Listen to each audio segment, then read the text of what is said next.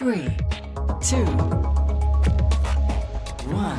All right, good evening, folks. Welcome to the program. It's October the 8th. Welcome on board. You're with the Editor-in-Chief live with Estes Oil, your multi-ingredient omega-3 healthy aging supplement backed by thousands of satisfied customers. 6 supplements in 1 capsule, supports joint, heart and brain health. Take as directed. Read the label, of course, About Health. Auckland. Duncan Garner, live. Okay, evening everybody. I'm Duncan Garner. Welcome. Join me on TikTok and YouTube as well. Hi folks, nice to see you tonight. Actor James Rolleston joins us to talk about his experience on Celebrity Treasure Island. For James, he's made a remarkable comeback after a road crash threatened to end his life. 3.5 weeks in a coma. He only just pulled through. James, he was a weapon on the island. We got pretty tight. Not much he couldn't do. Both of us love to fish and we did it often together. Also, what is it like being in the thick of retail and the hardest time for retail in decades? The man in charge of our biggest and brightest retail quarter in Newmarket, Auckland, joins us shortly. So tough that 47% of retailers around the country, they were asked in a survey, will you be around in a year's time? And 47% said, no, I can't see that. So where are they at now, and is Newmarket any different? So we'll look at that very shortly. Good evening to you. Duncan Garner, live. Yeah, so retail, how bad, how good, and what are they expecting from tomorrow when the Reserve Bank Governor acts? The Reserve Bank Governor is making his move around the official cash rate. So if he brings that, if he brings that down, then of course interest rates will move at the same time, which is a good move, of course, because it might free up some capital. Businesses are desperate for some kind of action. They want something, and Mark Thomas is with us now. Nice to see you. Welcome. Hey, Duncan, how are you? Yeah, really good.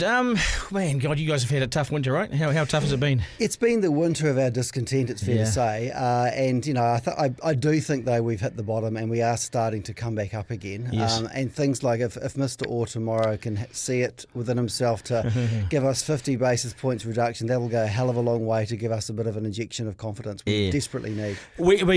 All businesses are saying this now, all business leaders are saying this, lobbyists are saying this, that we need some kind of injection and some kind of signal to businesses that, hey, we've hit the bottom and here's a bit of relief, because it's relief that people need, right? Yeah, but I mean, we may have hit the bottom, but it's still a long way back up. You know, there are people doing it really tough. Cash flow is just like, it's drying up faster than some of our lakes do in a dry winter. Yeah. But we need some signs to give us some confidence, so consumers can say, hey, the mortgage is going to be refixed in a couple of months, I'll be okay, and I've got some cash again to start living my life again. Do you have confidence that the Reserve Bank Governor is in touch with the real economy, that he's in touch with the real data?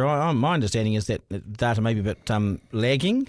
Yeah, that he's sort of shut himself off of this committee and then he needs to get out to the streets, you know? I think he probably the piece that New Zealand plays in the sort of geopolitical jigsaw puzzle, and they've got the US elections coming up later this year, which will be interesting.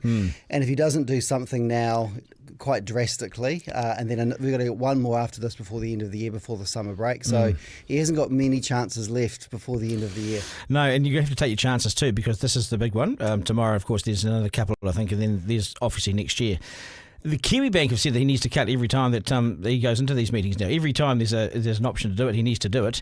I reckon he needs to go further than 0.25. I think, as you said, 0.5 minimum. Yeah, I think 0.5 is what we'd really like to see, because the banks, I mean, I've heard from the banks they're going to be pretty aggressive and coming back down again. Well, they beat him to the punch last time. Last time it was his turn. The banks went a week before him. They're and came preempting down. him. Yeah, they are, which is a good sign, because we need to see that. Well, they're desperate for business too, right?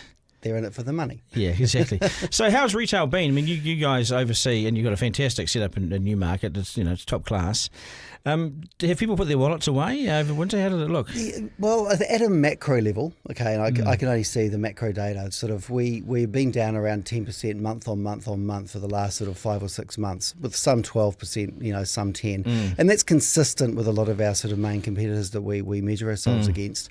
Some places have done better than others, and at a micro level, there are 1,000 different stories. So some brands might be trading quite well. I've heard today of one brand which is now in the top 10 globally for sales in Newmarket, and then there are other brands who have had to lay off all their staff, and the owner-operator's working 7 days a week to keep the doors open. That's Newmarket. Yeah. So it's mixed, isn't it? There's mixed reviews.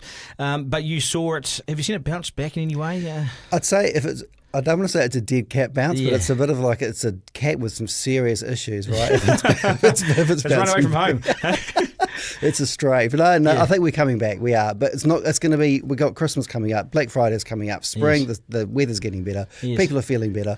So we are going to have, trade's going to pick up by default because of the time of the year, but it's not going to be the best Christmas we've ever had, that's fair to say. No, that's right. But people have put you can see it around town, you can see it, people have put their wallets away. They're just, it's just not... Well, there's that push to get people back to work, and that may have an impact. But people have stayed away. They have stayed away. I mean, our foot traffic is it's sort of steady, and it's sort of had a few weekends where it came up a little bit, which was encouraging. So I think overall the trend is looking more positive. Do you see when the Reserve Bank cuts? Do you see real time data when say there's some good news, economic news, that people actually respond to that? I think they're quite aware of it now. Yeah, we have anecdotal feedback pretty quickly, but we've got a month long lag between getting the actual results through. But you can just tell by what's going on and the foot traffic counts, that kind of thing. I know you won't want to give away secrets, but how flat is the take in Newmarket compared to say 2-3 years ago, 4 years ago? Is it noticeable? Well, last year was our best year in history, in recorded history. So it's a real bit of a bugger comparing this year with last year, because last year was so good. But we're probably back around 2020-ish at the moment. So, a wee way to come back. And one of the things we've had is just that, retail leasing took a bit of a hit in terms of getting confidence back into the street. But that's now turned a corner. So we should start to see... no for lease? No shops for lease? Well, I'd say no, not for lease would be ambitious, but I think we're going to be considerably better than we are at the moment. Yeah, and what about sort of things like security? And you brought in 4 guards, didn't you? Well, we've got a team of 5. Five, is it? Yeah. And that's had an impact, isn't it? Been amazing, mate. Really? Best thing I've ever done in my career. Yeah, now, why is that? Tell me why. Just for tangible, direct results and seeing a problem, having an idea, giving it a solution, and the solution actually working. And so the guys they're well regarded. They do an amazing job. I've been out there and had a good look at them one afternoon. Yeah. They're subtle. And they're respectful, and they're not sort of big thugs. No, not at all. They're doing it a classy way. Yeah. But I saw them apprehend a couple of guys. Talked to a couple of guys, and I think they did it well. We're doing a lot of work with the police and with the police, helping them out quite a bit, because there's a lot going on. It's a busy time for crime, retail crime, but also people just don't seem to realise that we've got eyes on the street all the time, and so as soon as a crim's pulled up, we see them park their car, we see them get out. They're in the ear of the guard. We know what's going on. Because you got hit a couple of times, didn't you? Got hit a couple of times there. We've had a few. We had a few rough occasions, but I think we're kind of largely the trend is looking better as well. So they say survive till 25. Is it how you feel about how do you feel about next year? Yeah, I think next year is not going to be like, we won't be popping the Veuve Clicquot, maybe some Prosecco, but it won't be the top shelf stuff. It'll be something a bit better. Because there is money in Newmarket. A lot of the high end stores are there, the top stores are there, and also people with money. And I just wonder, have even the people with money been a little bit more careful? Have they? Yeah, I think it depends on individual situations and how much leverage they've got on their properties and stuff. And if there's mortgage things, they do have a direct impact on regardless. I know that the top high end is immune to anything really. Well, they are. Yeah. And so some of those stores I was referencing earlier, they're appealing to that top end market. Have they been hit? Have they been? No. Nah. It's astonishing, isn't it? Yeah, they're not at all. But it's really middle New Zealand, where mum and dad might go shopping and where they buy stuff from, and really good brands we all know and love. But they're the ones, they've had a bit of a bumpy ride. But the international brands, they can roll through the storm. Yes. It's just the local independent operators that are really doing it tough. Yeah. And are people back? And this final question: are people back at work? Are they 100% back into the workforce, or are they still doing it from home? 100% no, but I think we've got more of a hybrid model now, which I think is probably going to be here to stay. Yeah, you think it works? Yeah, I think it does. I'm not so black and white that you've got to be back in the office 5 days a week, but there's got to be some flexibility, because it's win-win for I think the government's looking for too. an economic plan for the cities, aren't they, really? They're sort of short of having one. They have just said get back to work, basically, I think. Wellington is maybe a bit of an anomaly, because there's so many government workers there, and I think they've really done it tough. How much down do you think we'll be at Christmas? What's your prediction? I think we'll be down probably a solid 10% on last year, which was a really good Christmas for us. And what does that mean? Did you have a value on that? When we say 10%, yeah, what does so that mean? we'd range from on a good Saturday we'd do 4 mil, on a Monday we'd do 1.5, and so we'd look to do about sort of 50 to 65 million in a month. That's not everything. That's just what we can see. That's a lot of money, isn't it? And so we could be up or down 5 mil, and we'd like to be close as possible to last year. See, those are jobs, aren't they? If you're down 10 million, say 5 to 10 million, they're jobs. All jobs. Yep. Yeah. Do you guys employ? Are there fewer employees now there as a result? There probably are. There's been a bit of a shakedown, and retail's they've had a bit of a shakedown. They've laid off a few people here, there, and everywhere. I think our corporate side of things is bubbling along quite, because we've got 21,000 employees across Newmarket. Yeah, vast majority corporate, but a big tranche of retail workers too. I appreciate your time and your effort and coming in and all that sort of thing. Nice and clear. My pleasure. All the best. Take care. Thank you. Duncan Garner, live. Okay, your friend said to me, Duncan, the best Christmas? Crikey, I don't think so. No. He didn't say. He said it wouldn't be the best Christmas. That's what he said. It wouldn't be the best Christmas, and I don't think it will be by the sound of that. It'll be down 10. It could be down $10 million just in that one outfit. $10 million. That's jobs. Right, actor James Rolleston will be familiar to you. For me, he was my mate in Celebrity Treasure Island. Away from the talented actor that he is, James is the rugby guy, the fishing guy, the guy that sometimes just wanted to chat. Deeply connected to Te Ao Māori. We almost didn't have James. A dreadful car crash, a coma, and the fact that he made it through shows how incredibly strong this guy really is. And he joins me now. We're really lucky to have him on the program. Jimmy, how you going, mate? Duncan, brother, how's it? Good, mate. Thank you for having me, bro. No, thank you for coming on. I was looking at my diary this morning. I thought, God, what's Jimmy? When's he? Jimmy, I got to get him on today. Hey, how you been, mate? No, been good, thanks, bro. Been good. Not long after we finished up on CTI, I came home for a little bit and ended up moving my things out of my flat up in Auckland, and I made the move home. Did so you? I'm back in the Portski now, bro. Oh wow! But what was the what did you do that for? What was their thoughts? What was going on? You know, what were you thinking? Oh no!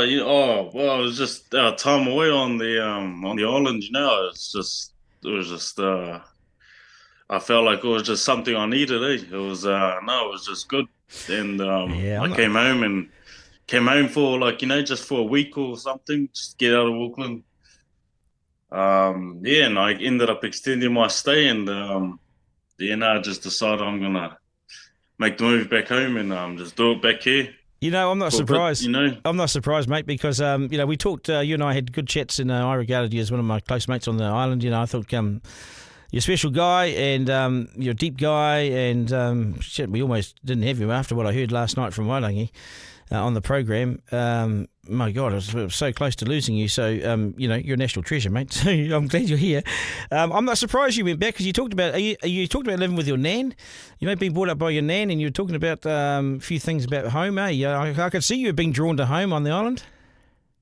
Yeah, bro. Yeah. No, it's it's just good to be back and be around mates I grew up with, and family and stuff. Yeah. No, it's good. And I wanna come back down here and do my thinking of doing a trade back here. Because I was up in Auckland doing a bit of building in between my gigs up there, but now I can just do it back here. Yeah, and why wouldn't be you? living the lifestyle that we have down here on the Eastern Bay. What do your mates say? Are you getting a bit of ribbing being on the program? Are you watching every one of them? You watching the show? No. I've been keeping up with it. There's a few episodes that I've missed, but I've been getting some good feedback from mates and family. Yeah, I reckon they're all enjoying it. You're looking good, mate. I reckon you're doing well, man. You were a beast. I didn't realise how many times you were sent into elimination, and you just Susie P at the start.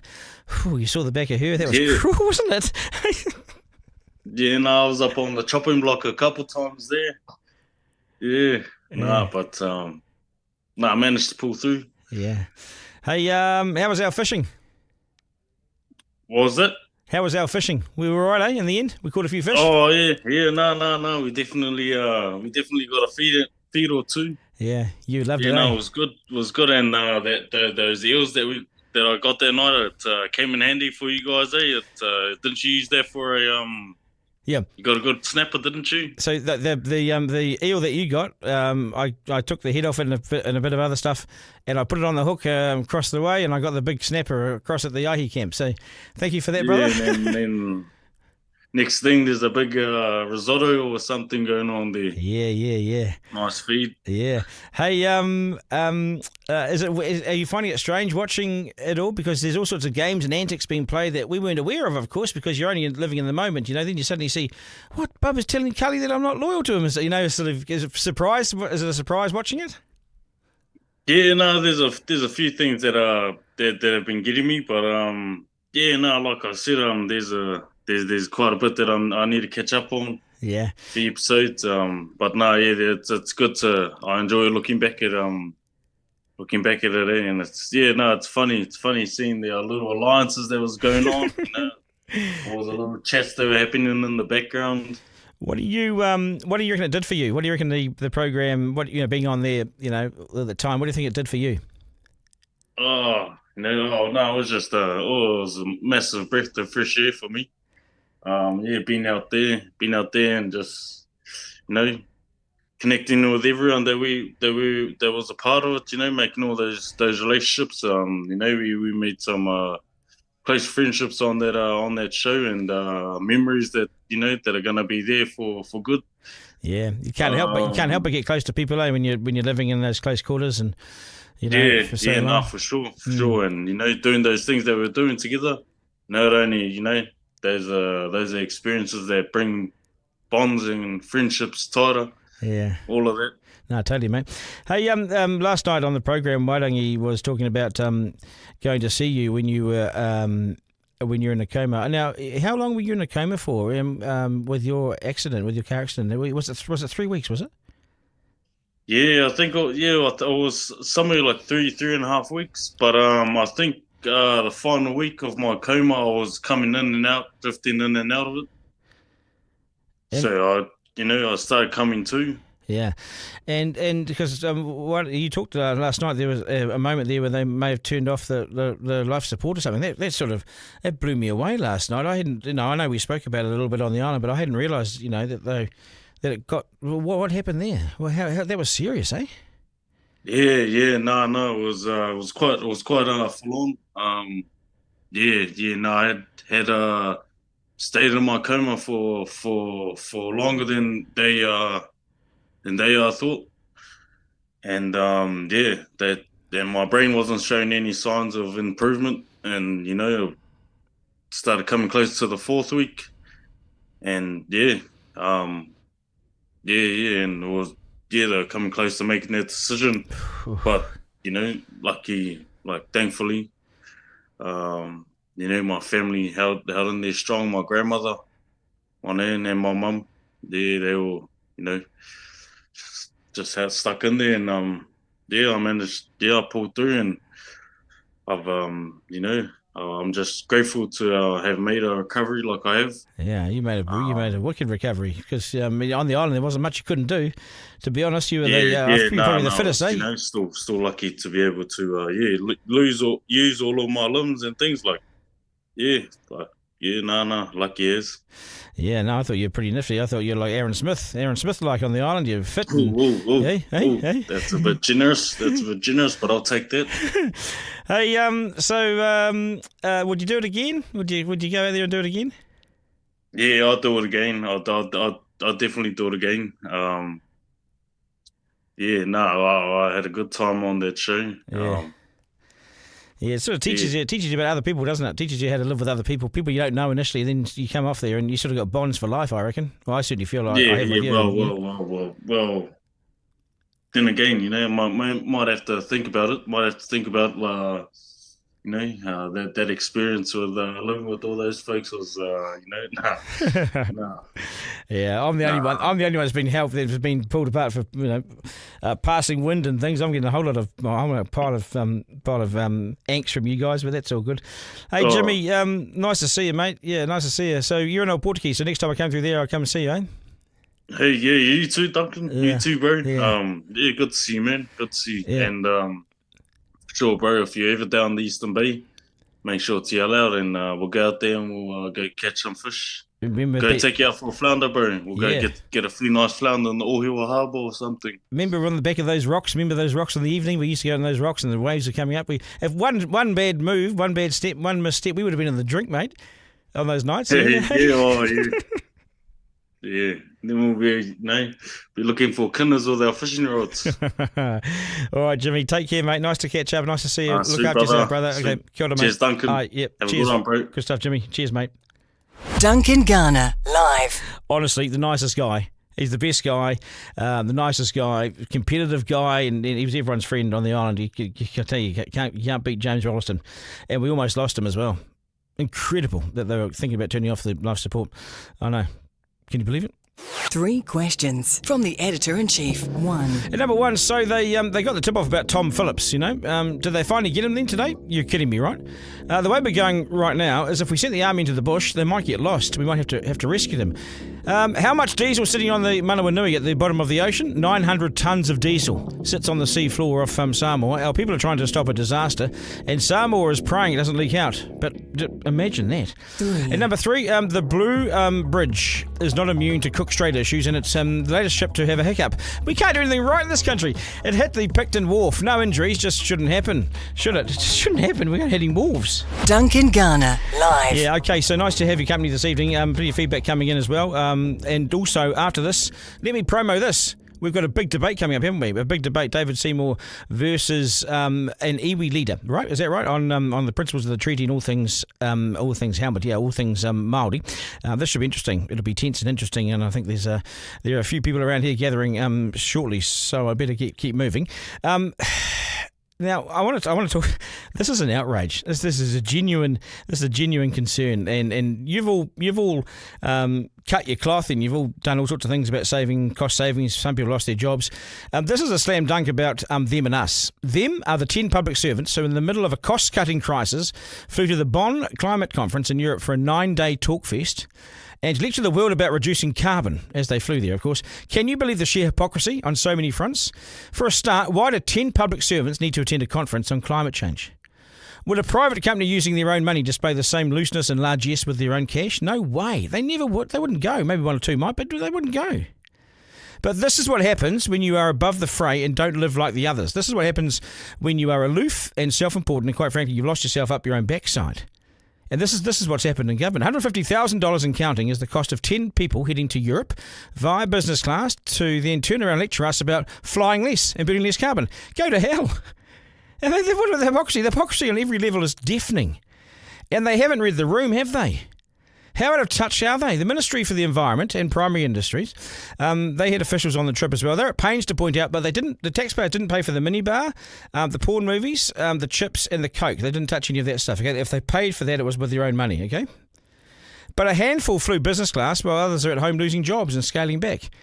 The sheer hypocrisy reeks of entitlement and arrogance, and this is on your watch, Mr. Luxon. So is it acceptable or not, and what are you going to do about it? What's the deal? Also, the $150,000 cost, that's not finalised yet. Ministry of Foreign Affairs is withholding information until they're ready to release it. So it's actually a lot more than $150K. Who needs to send 10 people for 9 days to Europe for a conference? When you're shedding staff and trying to cut costs, that's the first thing that goes. For us at home, it's job losses, lower budgets, no budgets, scale backs and unemployment. For the Ministry of Foreign Affairs, who have faced no cuts, it's business as usual. It's business class, it's 3-course dinners, and chit-chat about climate change in Europe, telling us how to live our lives, forgetting between the 10 of them, they flew 230,000 carbon miles. Tut, tut, tut! 230,000 carbon miles. Even Bomber and his left-wing ways would be outraged about that. These are his people. These are his people, and they have gone and ripped you off. Chris Luxon, is this good enough? Remind them we have fast interest or Zoom, we have Google Meets, we have all sorts of things. We have the fast internet. It works for the rest of us. Maybe they should try it someday. Duncan Garner, live. Right, that's already got me in a whole pile of trouble, so I better go. Thank you for tuning in to Duncan Garner, Editor-in-Chief, live with Esther's Oil, the premium New Zealand-made fish oil supplement, backed by a study support. Joint Heart and Brain Health, About Health, have a $500 Pro Health Pack giveaway running in October, with all orders going into the draw to win. Now you can use the code Duncan.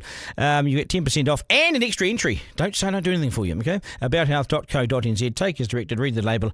About Health Auckland. 0800 999 309. Ring the number now. People are standing by, and your fish oil is all yours. I can't believe these are Bomber's people in that ministry that flew across there.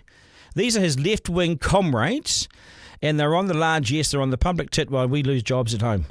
You can blame Bomber. He's coming up very shortly. He's got a great show. Make sure you're watching. That's us. This will be available as a podcast on Rover shortly and wherever you get your podcast. Thanks for your feedback and your support.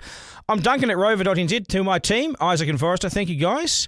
And thank you to Willie as well, because Willie's always there. He's always there. He cares. And remember, life is no dress rehearsal. There's no curtain raiser. You're in it. We're living our best lives. So get out and enjoy it and take care. Have fun. Ta-da. That was Duncan Garner, Editor-in-Chief, live. Missed something on the live stream? Text Duncan to 3598 to listen back on the podcast. Want to get in touch? Call 0800 863 293.